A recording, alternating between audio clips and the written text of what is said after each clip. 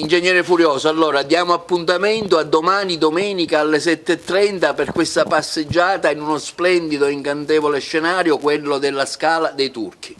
Assolutamente sì, le previsioni meteo ci aiutano, finalmente è arrivato il giorno quando tu hai preparato tutto e adesso te lo vuoi godere, ti vuoi proprio divertire, perché abbiamo pensato ai parcheggi, abbiamo pensato alla degustazione, abbiamo pensato agli artisti di primissimo livello, veramente fantastici, abbiamo pensato al percorso, abbiamo pensato a dare le cuffie silent che sono innovative domenica mattina per vivere un momento emozionale isolati dal mondo, abbiamo pensato a delle guide che ce li faranno godere, abbiamo pensato veramente a tutto, abbiamo pensato di essere tanti, di godercela, abbiamo pensato di mettere in primis i valori dell'accoglienza, della beneficenza, di aiutare un popolo, in particolare alcune famiglie che sono qui ospiti in provincia di Agrigento che non hanno avuto i soldi che lo Stato italiano gli aveva promesso e oggi hanno bisogno del nostro aiuto.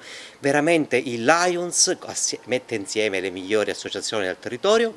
Lions Agrigento Host, Giuseppe Caramazza, anche quest'anno ha creduto in questo evento per il terzo anno che riusciamo a realizzarlo dopo il fermo della pandemia. Abbiamo veramente voglia di abbracciarci.